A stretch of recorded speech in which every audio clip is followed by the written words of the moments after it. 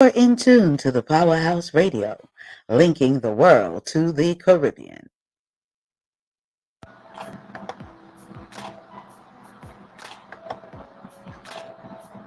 Disclaimer.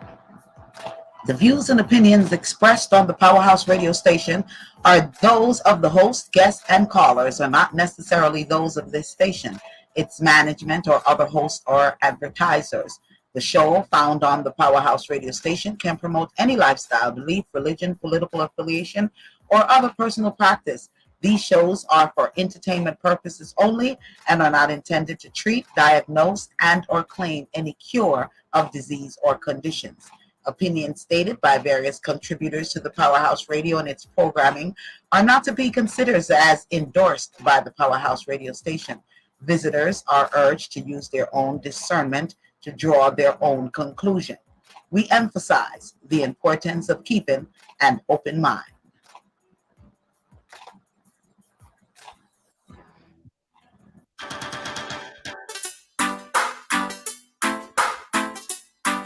All right, we're going on. Okie dokie. Yes, it's all about Reasoning Thursdays, each and every Thursday, right here on the Powerhouse Radio. Greetings, Mama Acid. How are you doing, my sister? Right now, I am deeply concerned. About? A lot of stuff, mostly the world, mostly women and children in the world. Okay. All righty. So elaborate. Okay. Well, Welcome to the show, everybody. say before you elaborate, let's welcome everyone and just let each and everyone know that we're not showing our faces today. I'm gonna give you a quick glimpse of me. I'm not put together. I'm like looking like really, really wild in the studio. So, so we were gonna hide our faces today and not show our faces. Okay, because we're not looking quite spiffy today. So, Acid, I know you're concerned, and this is Women's Month for the month of March, and we're going to be talking a lot about women and in society and in our past and women now. And so, go ahead, take it off. You said you were concerned, and let's go from there.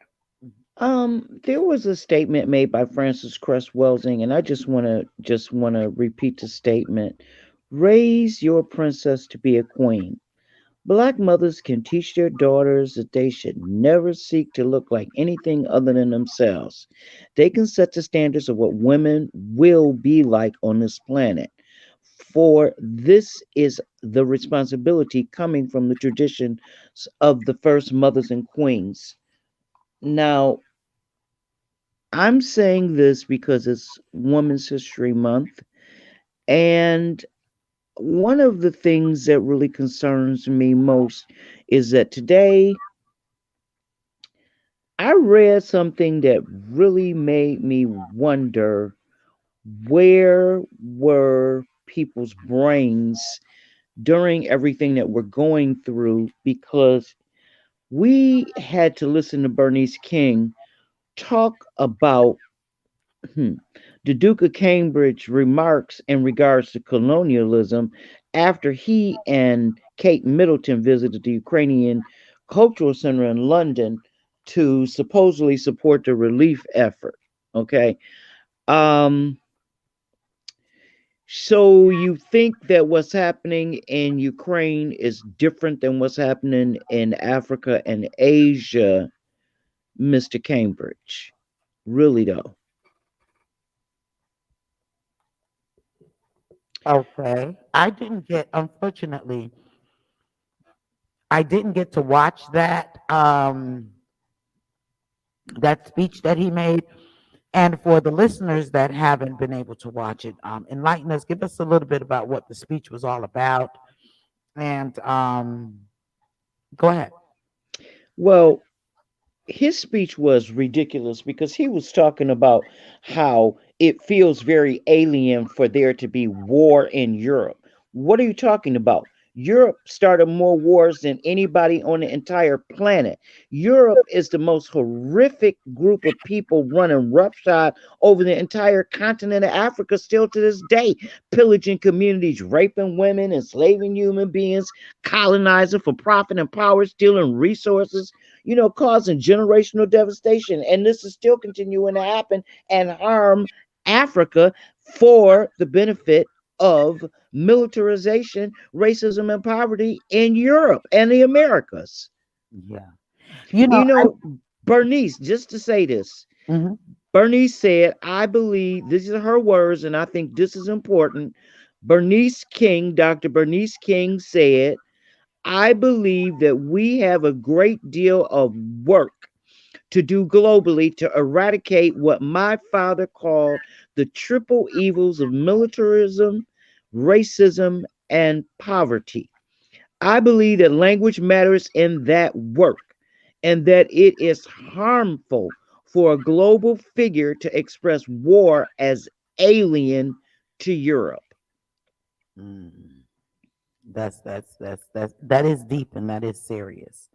You know, I hadn't this entire week I hadn't really been on social media or anything like that or even watched television because I've been running just about the entire week.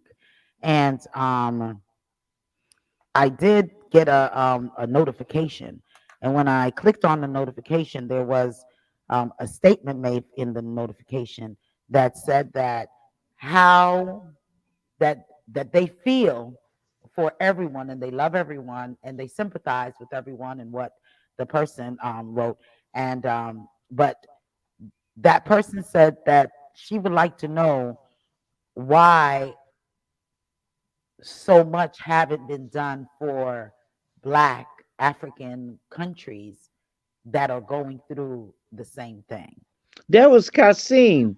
That was Dr. Kasim Rashid. She wrote on Twitter, Prince William says conflict is very alien to Europe, unlike Asia and Africa. How do you have a 1,000-year history of colonialism, a literal 100-year war, launch two world wars, allow multiple genocides, and bomb a dozen nations since 911 alone, yet make this type of a statement? Okay, okay. The royal biographer, Omid Scobie, he wrote about what surprised him, and he said he is unsurprised to see the backlash against Prince William's ignorant remark because Europe has seen some of the bloodiest conflicts in the past 2 centuries. He talked about the Balkans, Yugoslavia, Germany, and Kosovo, and then to think that they're going to normalize war and death in Africa and Asia. We got a little problem with Prince William because we understand that the Duke loves wildlife and he's a conservationist, but what does he really think about Black people? And when I saw this picture of him recently, that it really kind of blew my mind. Um, Let me interject real quick on that statement of what he think about Black people. He has a sister-in-law whom is a Black person, and mhm. that sister-in-law has not been embraced neither by, I mean, just about the entire royal family. So that alone should have persons understanding what his thought is about melanated skinned people, Black people. Well, just to throw this back in there, Hmm. they're gonna be in Jamaica next week. Oh yeah, I saw that. I saw And that. I want William and Kate to be grilled. Jamaica! Hello, my fellow journalists. Let me just say to you, if you don't get in front of them and ask them about freedom and reparations right now, you should hang up your pencils and break your But tablets. and let me say this to you in regards to that. Um, our journalists and etc. Personalities in Jamaica don't have the backbone to speak to administration that is there now and ask thought provoking questions. And so I really don't think that much thought provoking questions are going to be asked when um, when William and Kate gets there. So that will not be a surprise for, say, for me. That questions aren't asked because they're not asking pertinent questions that need to be asked right now, with Parliament, the government, etc. So I don't expect anything different. So Okay, let's to let's tell them quote to turn Trevor off, Noah. to tell to tell them. Trevor Noah from South Africa speaking to this specifically about these journalists that he's seeing pushing this narrative, and all of them are European. Okay. Okay. Um, I stand with what I say. I just really stand with what I say. I don't see them asking any relevant questions. Okay, I really don't. Um, Go ahead, Acid.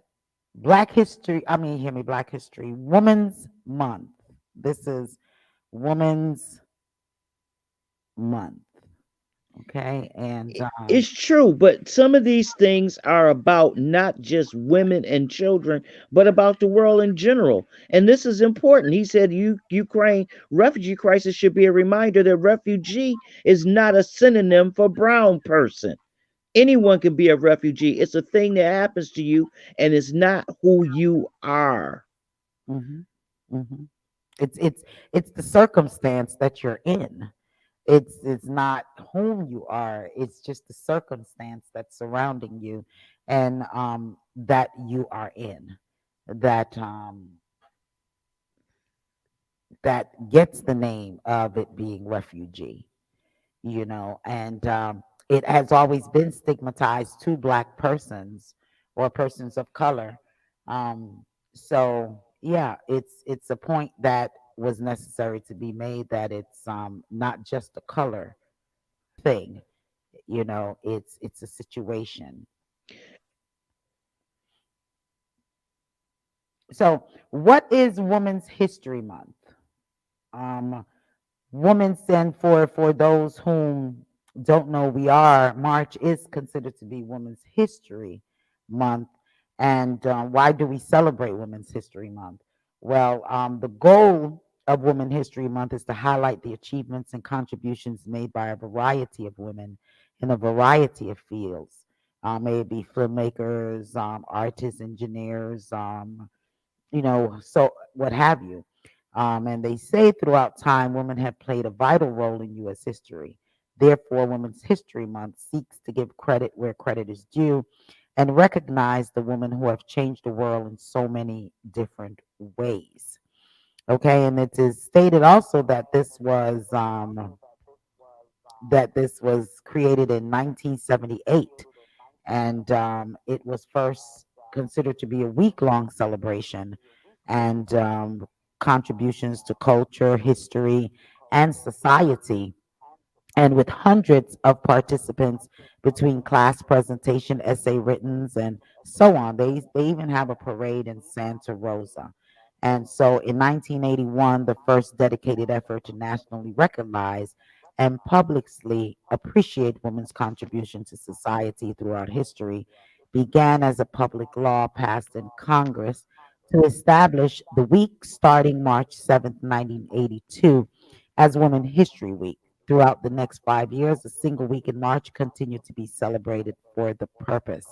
It wasn't until 1987 that the entirety of March was known as Women History Month, thanks to the National Women History Project petition. Now, each year, the president issues an annual proclamation to continue designating March as Women's History Month.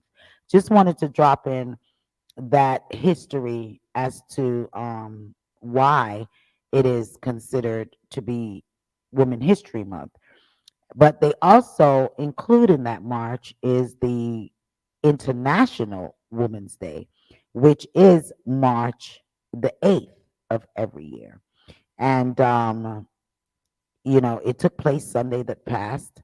And around the world, countries make an effort to support women on this special day. The United Nations even began sponsoring the day in 1975 with the General Assembly explaining that their goals included recognizing the fact that securing peace and social progress and the full enjoyment of human rights and fundamental freedom require the active participation, equality, and development of women, and to acknowledge the contributions of women to the strengthening of international peace and Hmm. security. So once again, I want to say Happy Women's History Month. And since we weren't, well, we did say it on All About Love, Happy International Women's Day that passed on Sunday. So today we're looking to highlight some of the women, along with reasoning on topics such as Mama Acid just put forth as to Prince Williams and Kate and their thought process as to what refugee is and war is and crime is and stuff like that. Um, Miriam Makeba, uh-huh. don't wait for the people who came to invade us to write the truth about us. Yeah. She spoke out about apartheid.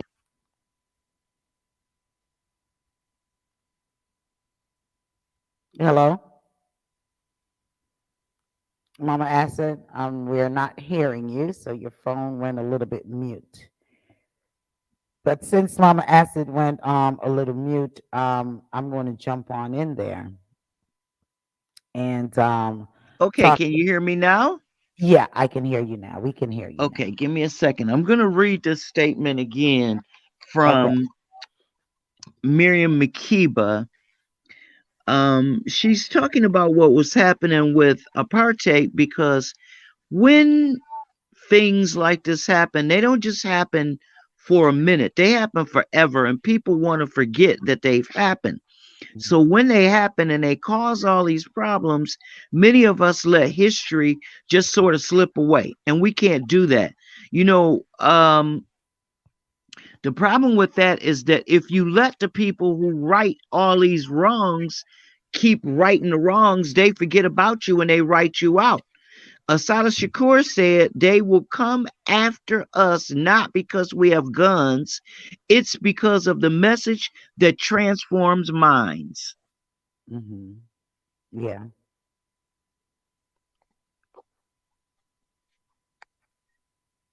Are you there, Mama Acid? Okay, Mama Acid. Mike went out again because we can't hear you, Acid. But I have we each of us were to highlight two or three um, individuals. I wanted to read about Asantewa, and she was an influential Asante queen at the beginning of the 20th century, who remains a powerful symbol today. I'm also wanted to address Miss Dar, a family friend, mother, um, whom I feel that it was total abuse that was given to her in Jamaica in the hospital. And I feel that really someone ought to be accountable. So I'm gonna go a little bit into that as well. And Louise Mayada Campbell, that's my aunt, and she passed away, and her funeral is going to be tomorrow morning. Which let's start with Let me start first with Louise Mayada Campbell, whom is my aunt, a fantabulous woman of strength and grace, and a woman that embody um, pureness, kind, always smiling, a wonderful woman that has seen a lot in her time, 91 years of age, and I would hope that I can live to see 91 years of age and be of sound mind and body, such as her. I mean, still active, know everything. And, you know, I'm going to so miss her so dearly because, whenever she would pop up and call, or I would pop up and call her. And no matter what time, because in England, it's a different time than what it is over here, 5 hours ahead of the US. And sometime I would forget, especially when I'm in my mode and want to hear my dad's voice and my dad's laugh, because that was my dad's sister. And she sounded like my dad and giggled like my dad. And, sometime I was just feeling to the need to hear that voice and that giggle. And she was always the one that never failed and always delivered. And one thing I most definitely take with me from her is her love. And she's going to greatly be missed. I was unable to make it due to circumstance, not in my control, but due to circumstance, I'm unable to physically be a part there at the funeral tomorrow.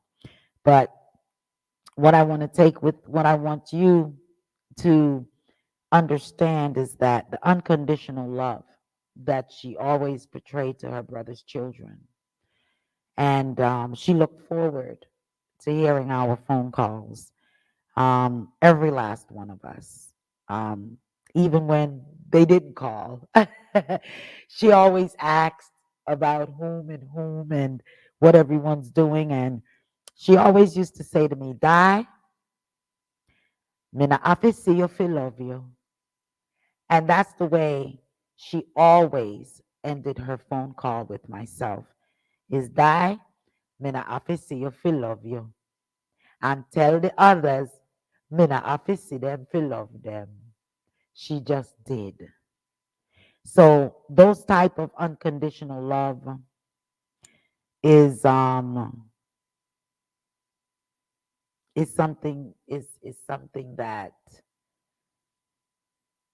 who, I guess I can't even put that into words, but I just want to say to my aunt, I love you and I'm going to greatly miss you. And I'm going to greatly miss hearing my dad's voice and giggle through you. So sleep in peace, my aunt. Love you eternally. My second woman that I'm highlighting was Ya Ashantewa, which was an influential Ashanti queen at the beginning of the 20th century who remains a powerful symbol today. Her birth date was contested. She is generally believed to be born between the 1840s to the 1860s. In the Ashanti Confederacy in present day Ghana, she was a skilled farmer before ascending to the title Queen Mother in the 1880s. It is believed that she was chosen for this title due to the um, matrilineal aspect of the Ashanti culture, and that her elder brother, Nana Akwasi Afam Akpasi, who was a powerful ruler at the time, appointed her to the role. As the queen mother, Asantewa held many responsibilities, including being the gatekeeper of the golden stool. The golden stool is an emblem of the Ashanti kingdom, cultural system, and power. Since the queen mother is elated to be the mother of the reigning king, she presented candidates for when the occupant of the stool, the chiefdom, became vacant, in turn protecting the establishment of authority. Additionally, since the Queen Mother is the main advisor for the king and thus is the second highest position within the emperor, she fulfills the role of guarding the golden stool. In 1896, the Ashanti people began to rebel against the British presence in their land and the British attempt to construct the Gold Coast colony to retaliate the British capture and exile Ashanti Hen Remfa I, king of the Ashanti, and Asantewa grandson Kofi Tini, who was also a powerful leader. The British removed the king and other Ashanti leaders to the Cyclades Island in an effort to acquire the Golden Stool. While remaining leader within the community debated on how to best respond to the British threat, Asantewa held her ground and rallied the troops. Her leadership and passion led to her role as commander in chief of the Ashanti army. In turn, the Anglo Ashanti War's fifth and final war against the British became known as the Ya Asantewaa War of Independence, or the War of the Golden Stool, which began on March 28, 1900. That conflict began when British Representative Senior Frederick Mitchell Hodgkin sat on the Golden Stool. Since the stool was not a throne when Hodgkin Act became known, Ya Asantewa led the rebellion, which resulted in the death of 1,000 British and Allied African soldiers and 2,000 Ashanti. Both totals were higher than the deaths from all previous war between the Ashanti and the British combined. To inspire the leaders of her community, Asantewa proclaimed that if the men of the kingdom would not defend the people, then the woman would rise to the challenge. This both invigorated the men and challenged traditional gender role. She led the rebellion and became an image of strength and resistance. Unfortunately, she was captured during the rebellion and exiled to Sicily, where she died in 1921. Ya Ashantawa remains a powerful reminder due to her impactful actions in both empowering her people and in tactics against the British Army. In August 2000, to commemorate her influence, a museum was opened in her honor in the Jesu Uben district of Ghana. Similarly, there is an achievement award titled the Nana Ya Asantewa Award, which honors women who upholds the value and leadership of Asantewa. As we wait for Mama Acid to come back on with us, I guess she's having some internet issues going on over there. I will go on and highlight my third my third woman of the month, and that woman is, we call her Miss Dar, and Miss Dar is 104 years of age, and I really wanted for Mama Acid to be on when we look at that. She pops up. As I said, I would really love for Mama Acid to be on. She pops right on up. Mama Acid, Yep, I popped back up on another device. that's a wonderful thing. That's a wonderful thing. Well, while you were not on the while you were sorting out, I did went on and highlighted two of my women of the month of this week, and the first one was my aunt Louise May Yada Campbell, whom we Yes. are going to do a celebration of life for her tomorrow, a homegoing celebration for her tomorrow morning.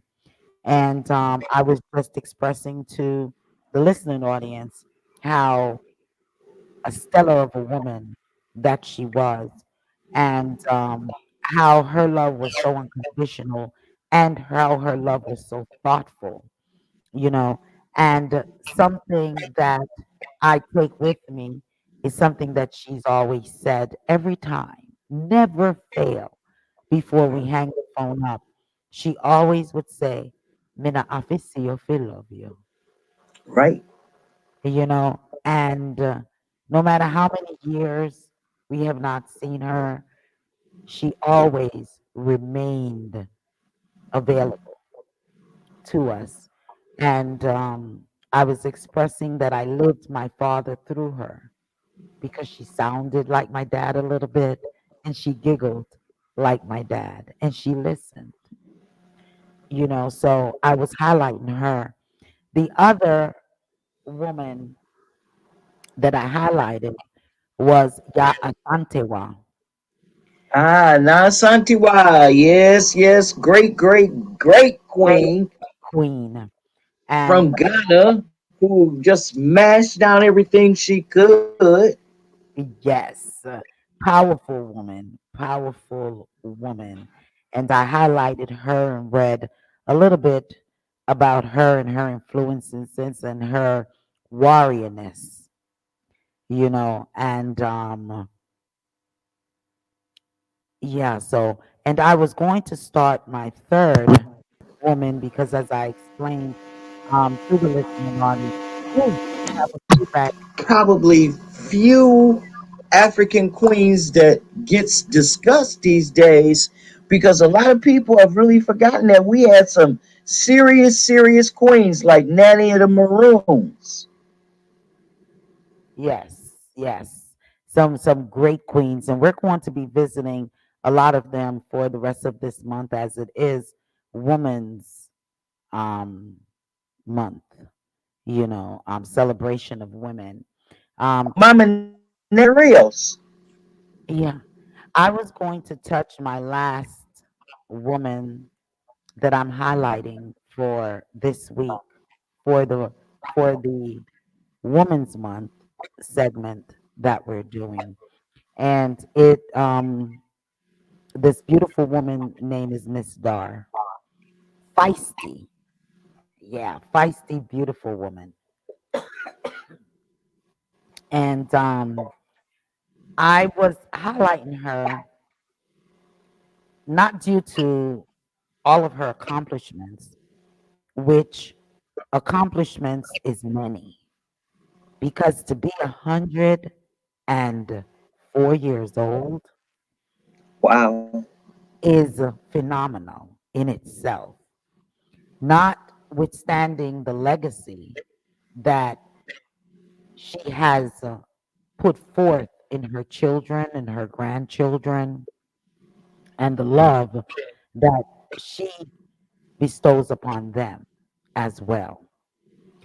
And to live 104 years old, I mean, with your mind and body fully intact, being still able to move around and knowing. Last year, I had the pleasure of being a part of a live birthday party that was held for her via Zoom, and she was so beautiful, and I grinned from ear to ear just watching her and listening to how she responded. And man, I'm telling you, I thought of my aunt being 91 and hope that I live to be 91 and be of sound mind. But to be 104 and be of sound mind, that is even more, more exceptional. We want to say big ups to Don Moody, large up yourself. Don says the White Witch of Rose Hall. Oh man. Phenomenal. So, wanted to touch her and the treatment that was given to her at a hospital in Jamaica. And I have to say that I'm praying and hoping that the family really, really do something about it, because maybe this may be the change and the exposure that of treatment that Jamaican citizens, especially our elderly, are having to endure in Jamaica. We want to say big up to Sybil, who said good night, ladies. So blessings, Queen Peace, peace. friends. Yes. And 104 years old and, you know, was ill, got ill, and was in the hospital. And when she came home, due to it being the COVID and etc., family members weren't really allowed to go in. And coming home, it was discovered that, she had bed sores. Um, she was hallucinating. She was combative. And when it was explained when the family had questions, she couldn't even sleep at night, screaming. And when the family had questions in regards to it, they were told that the nurses did not have the time to feed someone because it may take 20 minutes. That brought so much chill to my body. So much. I was so angry just reading what had happened that I most definitely You know had that's typical. silence. They want to separate you from your loved ones to get rid of your loved ones more quickly. For me, if what bothered me is the thought that you can say that the staff does not have time. They don't have time to feed someone. So does that mean that this person, may it have been Miss Dar or anyone else, were they to sit there and starve? Then to Yeah, they would. They would. We've then been through that. We're caregivers. You know that's what will happen if you're in managed care and you don't have a loved one to take care of you. then to restrain Shameful. and on top of that, not changing that she can get bed sores in less than 2 weeks of being in a hospital. She That can get them in quicker than that if she scratches and they don't clean it up. You and I both know that. Decubitus ulcers kill people. and on top of it, to be constipated. I mean, someone in that hospital, and we're not naming hospitals, but someone in the Jamaican government needs to hold this particular hospital accountable of what they have done, especially a centenarian. You should be loving and caring and pampering to everyone, but to a centenarian. You A got to centenarian. understand that they don't care about old people anymore. Old And people are disposable. We are disposable. I'm then 66. acid, and then acid on top of it. I just feel that if you all feel that you cannot care for someone, put them in a different area and let their family members come and take care of that individual. Donna Moody says, Queen Moody says exactly that's why they have so many nursing homes to separate us from our loved ones. Yeah, it is true. We cared for my mother and my dad. God bless my sisters. Um, my sister Dawn, rest her soul, whom took care of my mom to her last days, along with the help of all of her siblings. But my mom resided in her home. And to my sister, Queen Berlin, for keeping my dad at her home and with the help of family members as well, That's you what know, you have to do. at home and caring for them. So I just definitely love and want to big up my two sisters. But I just wanted I just wanted to bring Miss Dar forward to let persons know that we have to be we have to be our These are our ancestors. They're the reason that we're here. If we don't venerate them, we won't be here long. yeah, yeah, yeah. I mean I was so angry because you know what it is like to be in the company, the surrounding of a woman of 104, all that she saw, all that she's experienced, That's God. isn't it? People are afraid of God. Yeah. We have a caller. We have a caller that is calling in. Good afternoon. Well, good evening, caller. How you doing? Hello. Hello? Hello. Hello? Yes. Greetings. You're live on the air. We can hear you, caller. We can hear you. Okay. Do you have a comment for us? We're calling from Jamaica.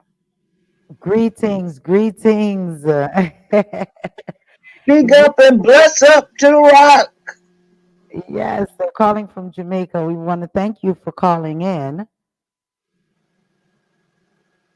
So we're Do you have a comment, caller? One moment, they're talking. Yes. Hello? her mother was put in the hospital here in Jamaica. She's Yes. 103. 103. They sent her home and they did not even tell us out what instructions, what we should do when she got home. Yes. Absolutely crazy.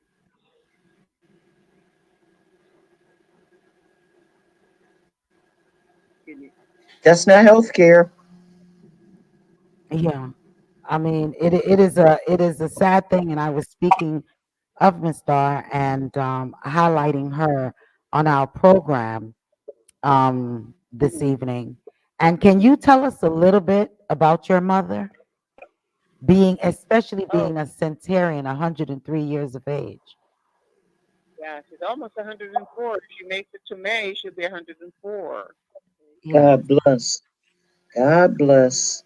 Well, yeah, she went to England and then she went to America. Then when she retired, she decided that she was going to be a globetrotter and go between England, America, and Jamaica. Beautiful. Uh, Beautiful. she was here in Jamaica and she got sick and she was taken to the hospital. And then she had COVID, so we came from the U.S. almost immediately after we heard she went into the hospital. But we couldn't see her because she was in the COVID ward. And then when they released her, and that was it.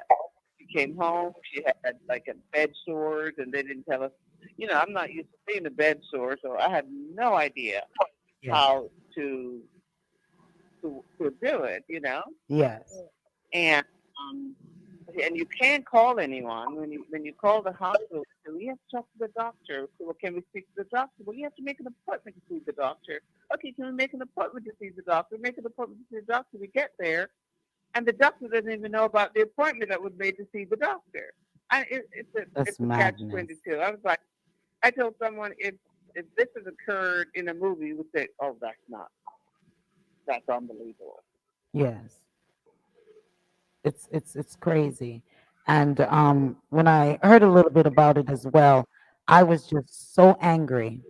I was so angry at the system. at the total system of what is going on in Jamaica, you know, and I just feel that someone most definitely ought to be accountable, held accountable for what took place.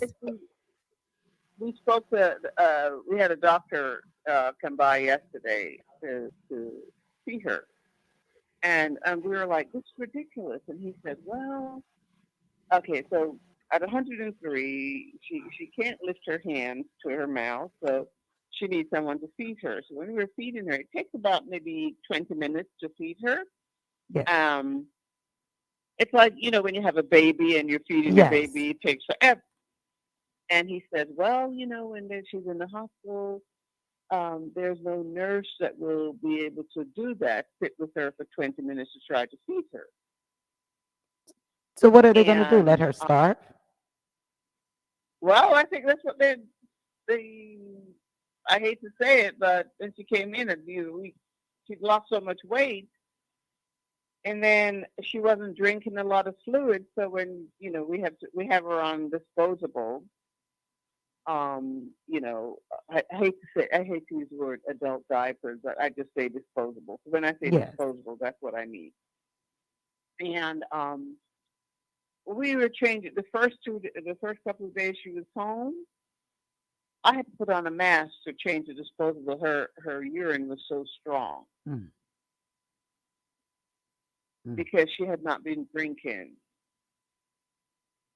And then the doctor said, well, you know, when she went into the hospital, she did not have, they call it an ulcer. Yes. I call it bed sore. Bed sore, yes.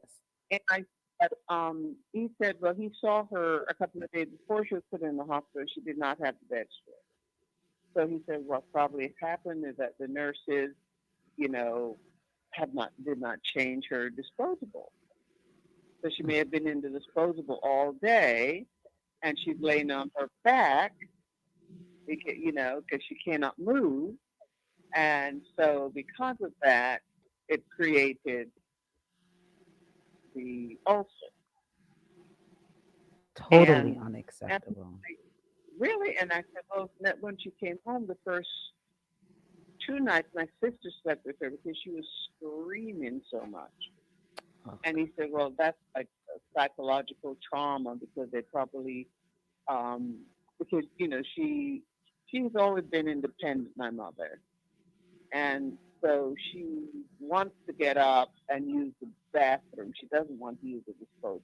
Yes. And so he says, because she was moving, thrashing her legs and her arms, they put a restraint on her. 103.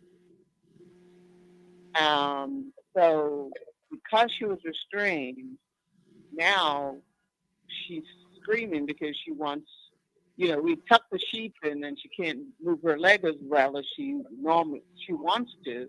So she thinks she's still restrained. No. And he says, well, that's psychological trauma. PTSD. Lawsuit.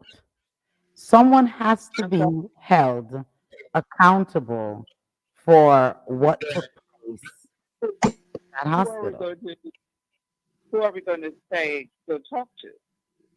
The Because minister. at the end of the day,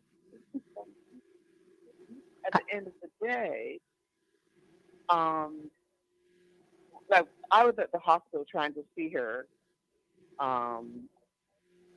and I was in the administrator's office, and I said, well, I'm here to see my mother, and nobody's telling me any information. I need to see the doctor, and I'm in the administrative offices, and they're calling around, and the hospital then called the helper. I'm at the hospital. Mm. The hospital called the helper to tell us that she had COVID and she was put in the COVID ward. I was at the hospital for 4 hours, and no one in the administrative offices. You would think if you're in the administrative offices that somehow they can find out what's going on. We even spoke with a matron of the hospital. Crazy. This is crazy. While we were there for those 4 hours trying to find out where my mother was. And they called the helper to tell the helper. I think is Favril, whom is the Ministry of Health there in Jamaica. And I would most definitely say that she would be the first point of contact in something as serious as this. Jamaica needs to appreciate their people, especially a centenarian there in Jamaica. If they feel that they could not administer her the proper care, and whether she is in a particular ward or not, if you cannot administer her the proper care, then she needs to have been moved to another area, and the family members should have been allowed to come and care for their mother. That is just totally unacceptable. And for me, it is abuse. It is, I'm just curious. Can I break in and ask one question? yes. When she was admitted to the hospital, was she admitted to the hospital for something more catastrophic than COVID? Okay, I could not understand you. She was admitted to the hospital because she had not been eating or drinking for about a week or so. Okay, And so she lost her appetite and then she was dehydrated. I'm sorry, she was She dehydrated. lost her appetite and she was dehydrated. Yes. But dehydrated. So So they took her into the when she hospital. came to the hospital, did they immediately start addressing the dehydration and trying to figure out what her correct vital signs were? Okay, I this is a very bad line. So the Okay. dehydration and pneumonia is what she was admitted to the hospital for. Four. Okay. Okay. I have another comment from a young lady from Queen Donna Moody. She says, yes, they did that to my aunt Millie. They had her in the hospital in Hanover. She couldn't move her bowels and developed bed sores because of her legacy. And another individual comment and says that is Jamaica, not America, no rules. No, America's the same way. Nope, America's the same way. I had to literally live at the hospital when my husband was in there in order to take care of him. I also have another comment from um, another individual says, was she always like that before she went to the hospital? Was she like what? Um, the person that wrote that, could you elaborate on the question as to what she like before she went to the hospital? What are you saying? What was she like? And Again, she was 103, yeah, but she has a walker, and she was able to use her walker to move around. I was here in January visiting her, and she walked, slowly, but she walked outside because of having the house painted. So she walked outside and she looked at the house. Um, Now she is completely bedridden. that is there has to be You know, but I'm not going to put that part on them. I cannot, because before she went in, she was having she had stopped eating. She did not want to take any sort of liquid, so she was becoming dehydrated. So they gave her, when they went to the hospital, she got IVs, and she was getting because she was dehydrated. I will say that. yes, But uh, between I left Jamaica on the 23rd of January, and she could move around. yes. Now she is laying in the bed with bed sores and cannot move. That is for me. You know, when the hospital released her a week ago, you know, when you're in America, and I've been in the hospital in America I had my babies over there. I've had three back surgeries, and when you leave the hospital, they give you instructions Yes. as to what to do when you go home. There was nothing. They gave us a prescription to get Fleet and Dulcolax and mineral oil. Those are all something for the stool. So, those are all stool softeners. Yeah. That's what the prescription was for those. And at no time did they say she's got a bed sore. This is what you need to do with it, or I call it bed sore. They say ulcer. She has an ulcer, and even the prescription, they did not put anything on the prescription to take care of the ulcer.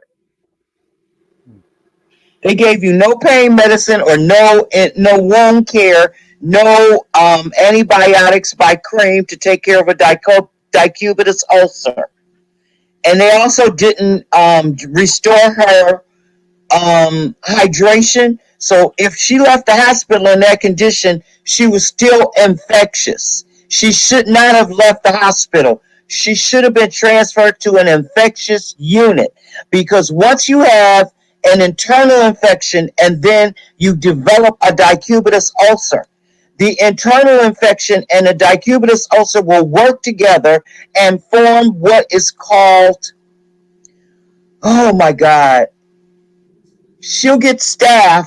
That'll be the first thing that'll happen. And she could literally die from staph poisoning if they don't treat the infection, because it becomes systemic and it goes to your kidneys. From your kidneys, it goes to your liver, then it goes to your lungs, then it We goes. well, we don't want to diagnose because we're not We here. don't want to diagnose, but a decubitus ulcer was already what they diagnosed. And if Yeah, they diagnosed it, we know what causes it and we know what the end result is. but I'm speaking from personal experience as a nurse. what I'm concerned about is the treatment that was administered. There They was didn't give her any treatment. That's the problem, is they made it worse by not treating it. When you have an infection like a decubitus ulcer, if you don't treat it, it becomes systemic, which is what happened to this lady. She didn't have enough water in her body, and that caused her skin to break down as well. Hydrosis is one of the first paths to breaking down. Decubitus ulcer in your skin occurs when you don't have enough water in your skin, because your skin's not elastic. It just basically breaks down we have because it needs water to keep it moist. we have some other comments. Berlin said that is Jamaica, not America, no rules. Donna Moody says, Queen Moody says, America exactly the same way. Queen Berlin says, but it's easier to do a lawsuit in America than Jamaica. And Berlin also says, in the hospital in Jamaica, patients are on the floor, no beds. So there's a lot going on in Jamaica and the entire hospital setting. And we did lose the caller, but that's okay. And I understand where you're coming from, Mama Acid, with the diagnosis and what caused it and everything. I am concerned with the treatment. Yes, it they dropped the ball where when you go in there and you're dehydrated, they give you IV, but they still send you home dehydrated.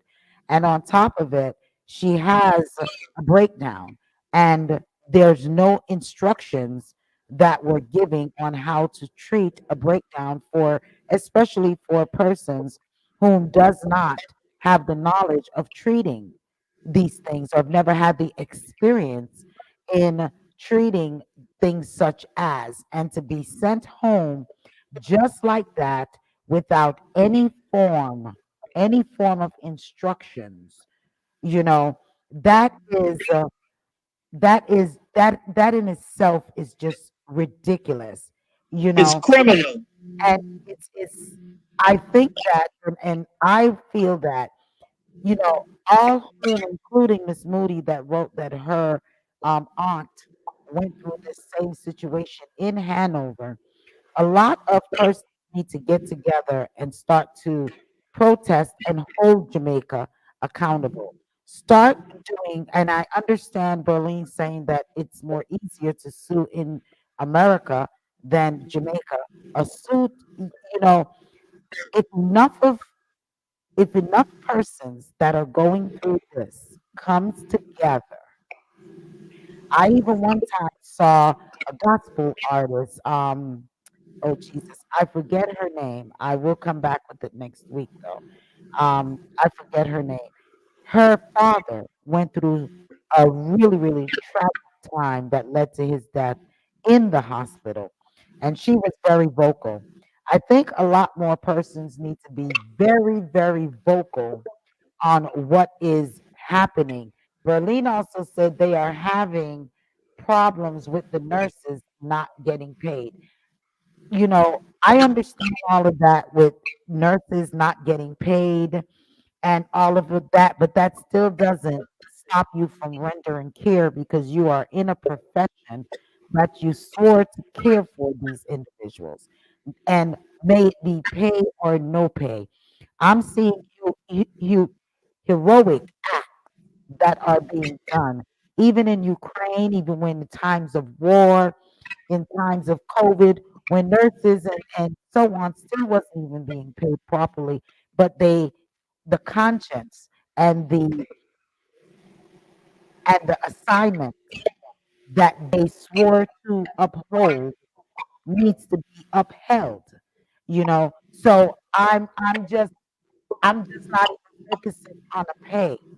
You have an individual that came out worse than when they went in. That is a problem. And as far as Jamaica is concerned, they need all of whom has experienced this situation. I feel that they need to come together and form a class action lawsuit. Sometimes when it's one person, it's overlooked.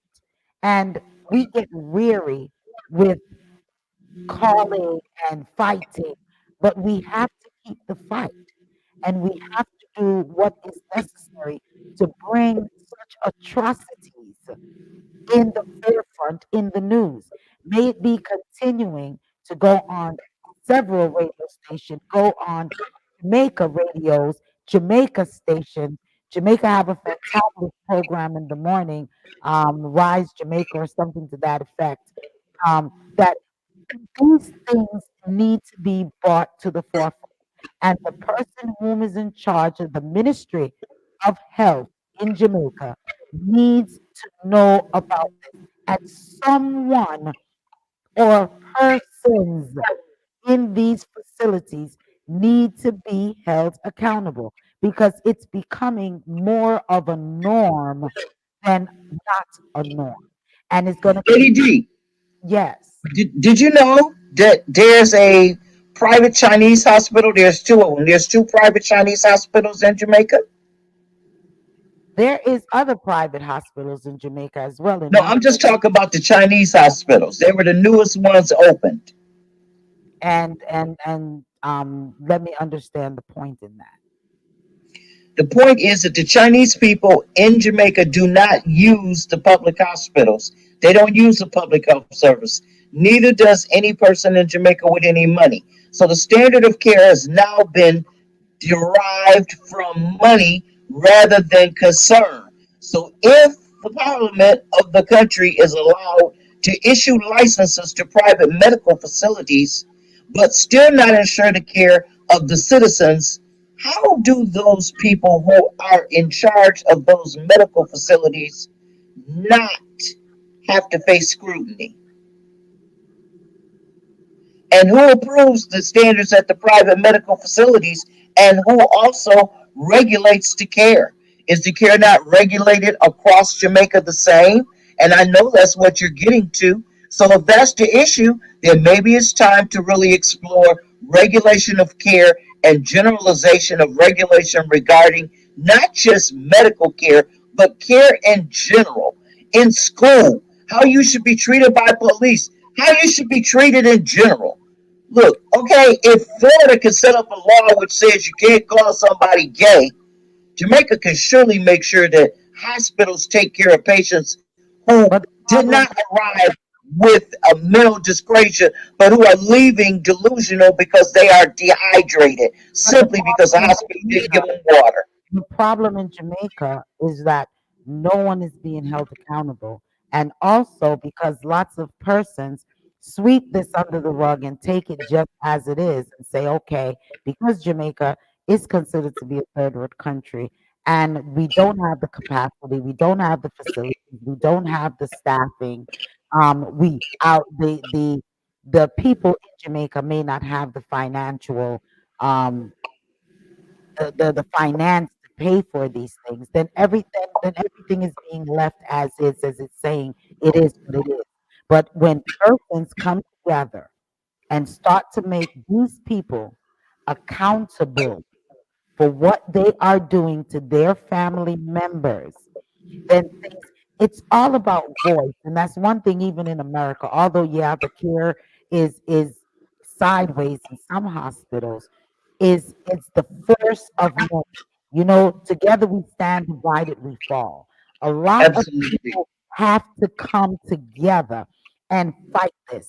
And don't just take it as an isolated situation and don't do anything about it. Berlin says there are good and bad in all fields, and the bad outweigh the good. When there is no money to feed their families, they go on strike to draw the administration attention. Slow work or no work is one of the comment from Berlin. But you know, it all everyone they have to come together. If you're going to do it by yourself, you don't really stand a chance. But how many other families, such as Miss Moody, that put on about that wrote in regards to her family member? If all of these families get together and form a class action lawsuit, their voice must be heard. Their voice, but when you stand alone, your voice is minimum. And then the nonchalantness, the nonchalant attitude of, oh, because no one has time to sit and feed her for 20 minutes. My God, does that make it acceptable because they don't have time to feed someone? It's unacceptable. It's unacceptable. Berlin says, oh no, Donna Moody says it's a war, a medical conspiracy going on worldwide. So maybe we need, maybe every country, since it's a worldwide thing, Ms. Moody, maybe every country needs to find all persons who have went through something such as in all of these countries need to come together and file a class action lawsuit. If that's the only way to hit them where it hurts, then maybe someone will stand up and family members have to be the voice for the voiceless, for these individuals, some whom have died, some whom is totally physically impacted by this. Family members have to be the voice of the voiceless. And we can't get tired and we cannot get weary of the fight. You can't get tired because it's your family and that's your blood laying there. And if you don't take care of it, it won't get taken care of. That's a fact. That's a fact. That's a fact, Mama I Acid. quit my job. Just like your sisters took care of your parents, I quit my job to take care of my husband. I Yeah. was with him until he checked out. Literally about 30 minutes, I had just left him. And he waited until I left before he checked out because he didn't want me to be there. And I left and came home, and they called me and said, well, he's trying to check out, so you should come back. And so I said, okay, I'm going to get right on up. And that's what I did. I got on back over there. And when I got over there, he was still warm, which told me that he waited for me to get back. His spirit was still there because I could feel it. But And what he looked beautiful. He didn't have a decubitus ulcer. He had been taken care of because I had fed him every day. myself because I knew they wouldn't do it. Yeah, but It's unfortunate. We shouldn't have to do that. at these in the individual, the young lady that called in advised her mom was home. Her mom was home just like my dad and my mom was home and your husband was home. And they cared for her. Where the problem occurs is when they go into these facilities and family members do not have access to these individuals to render the care that they have been receiving at home. And we put them into the hospital trusting that the staff, administration, etc., is going to care for our loved ones. Maybe not exactly the way that we would, but humanely. But humanely. This was inhumane to have a woman to sit there, lay there hungry, sit there, lay there in feces and also urine, saturated, to have acquired bed sores. That isn't the problem.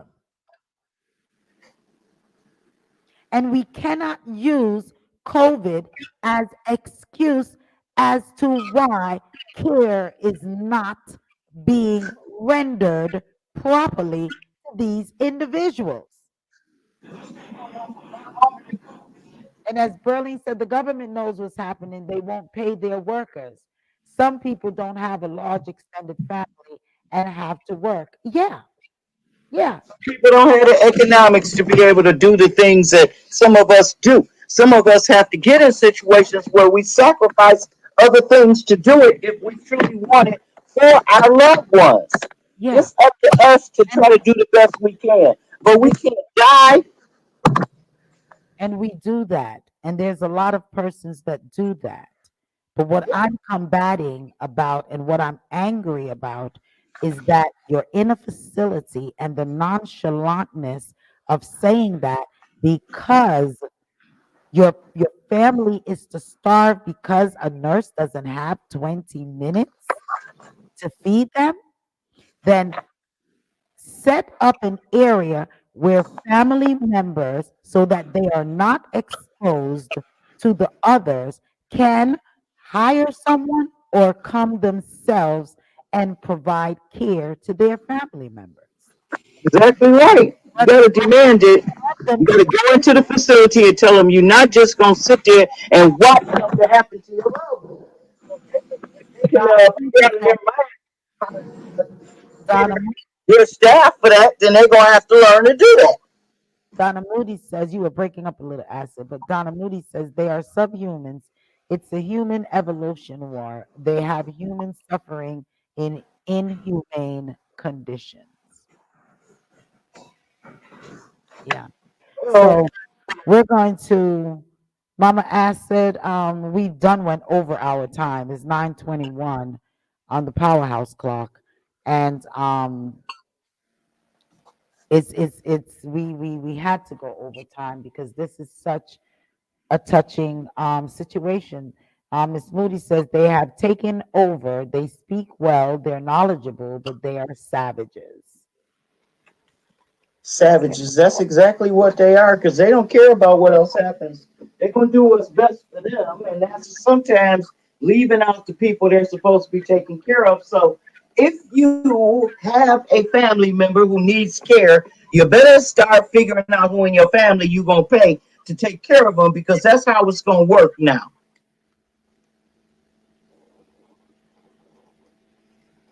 Yeah. We're not happy about it, but we understand that that is how it's going to work. It ain't always going to be your brother. It ain't always going to be your sister. It ain't always going to be the wife. It could be a friend. It could be a longtime companion. You know, I went to go visit someone. Not, no, I mean, it wasn't like, the last couple weeks. It was about a month ago. And this is a person that's been homebound for a while, but I had no idea that someone lived with them. I thought they had someone who came in and took care of them.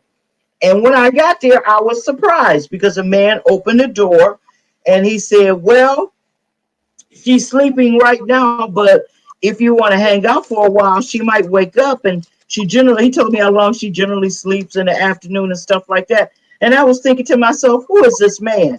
I've never heard her mention this man before.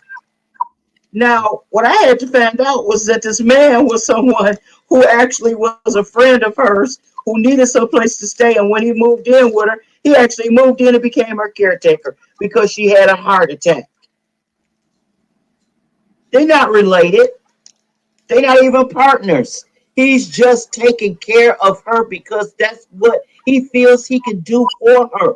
Now, I don't know how this is affecting him and what how this all works out financially, but I can say that we should all, as people, human beings, think about the fact that we didn't get here alone and we're not going to leave out of here alone. So we need to start making better preparations for what we'll need when we can't do it for ourselves. That's one thing I definitely want to say. And I want to send a shout out to Unique Total Care.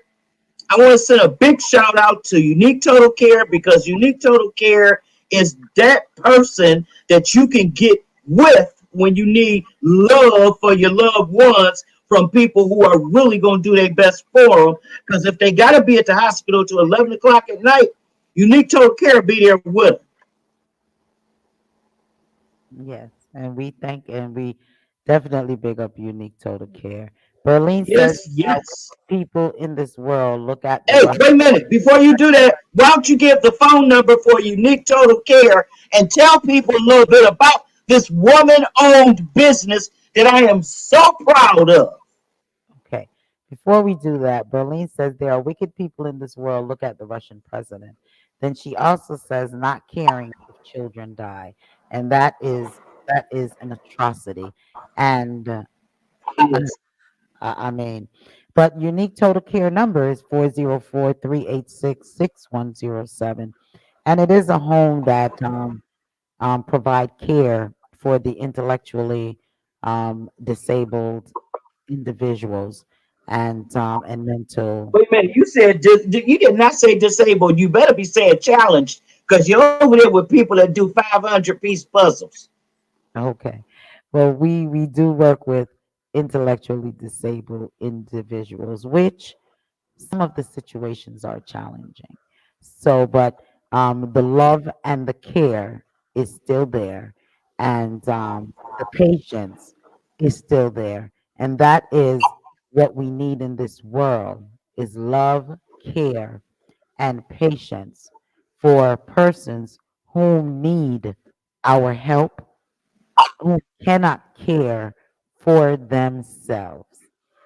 So I mean, all I can say is I'm sorry to hear what happened to Miss Dar. I'm sorry to hear what happened to Miss Moody's family, and I'm sorry to hear all of the persons that something such as this has affected in their lives.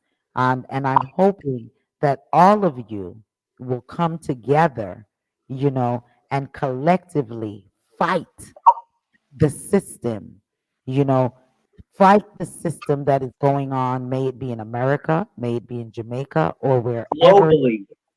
around the world. We have to come together and fight these things so that it does not happen to another person.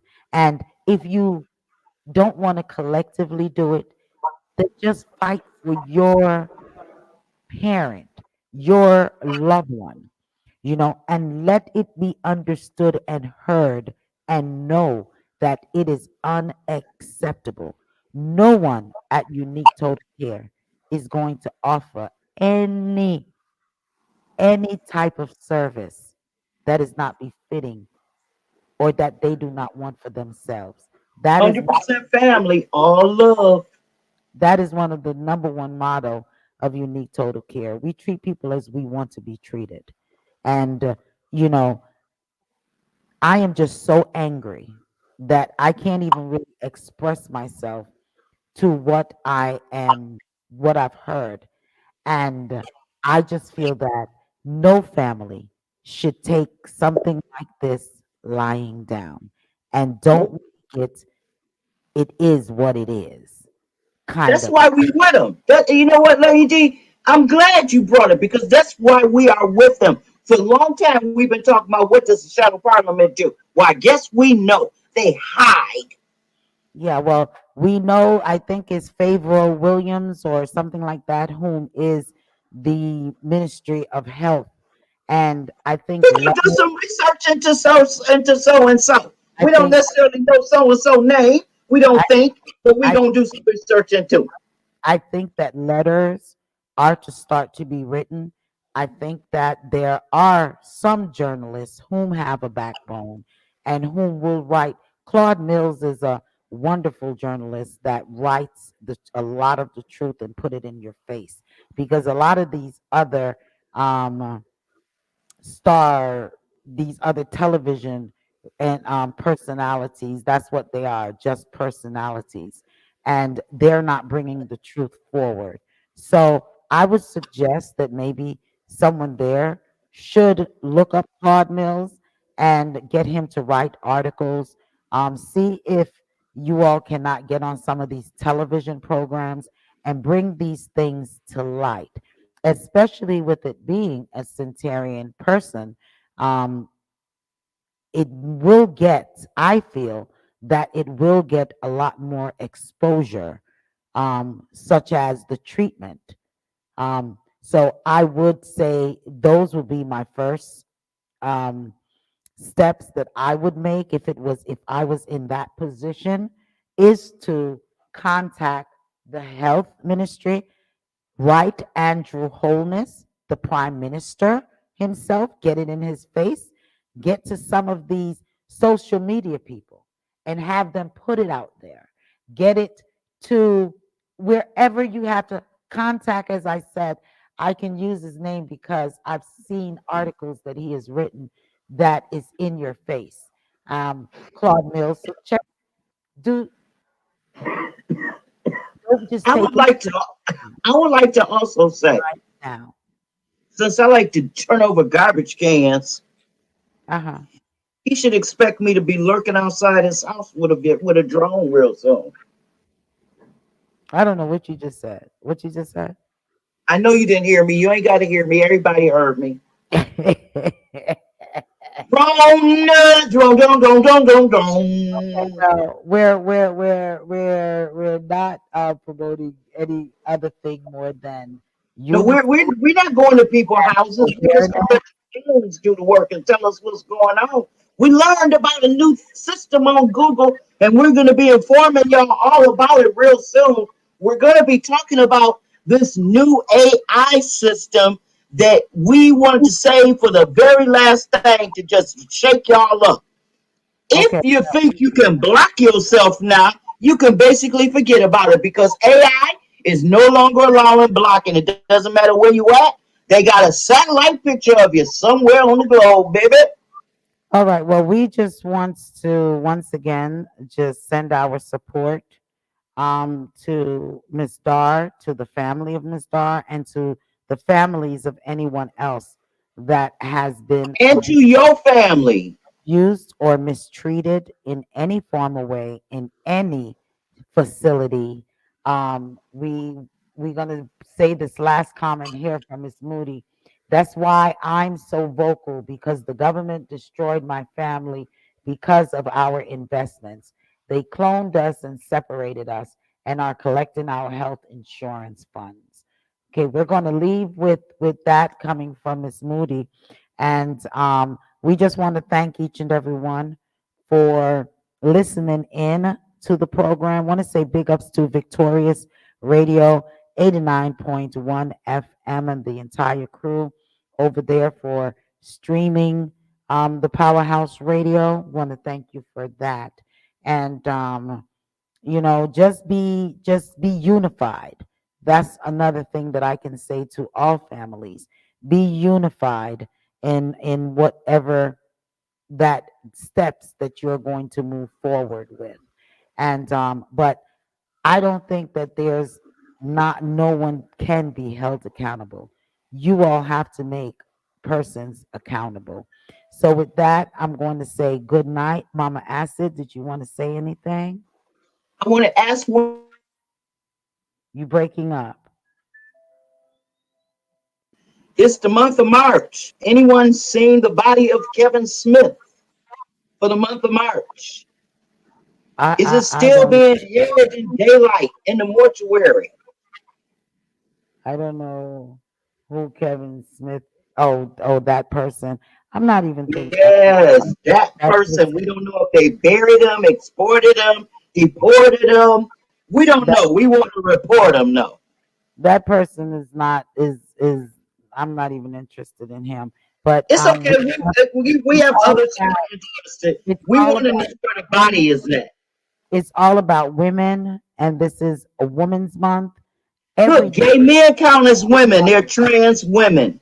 every day, every month should be women. But since this month we're highlighting women, I'm focusing on women triumphantly, um, whom is victims, um, so on. So that's where my mind. Kevin Smith is irrelevant to me, and I know he's relevant maybe to you, and I'm not going to just discard it. But He's you could talk news. about him. You could talk about him at another time. So I'm going to say good night. It's Oh, wait, nine. wait, wait. One thing we didn't say. What is that? I want to say to Lady Saw, Reverend Marion Hall, I respect you, I love you, and I like your new music. I had to listen to it. I had to listen to what Lady D had to say. I had to penetrate it, and I agree with you. Thank you for coming back. And please keep making good music. All right. Well, maybe next week we can highlight Lady Saw as one of the women of the month as well. We could What highlight about Mecca Diamond? Can we throw her in too? Because we know Mecca been going through it for a while. Mac. Listen, you all have a fantabulous night, and be safe out there.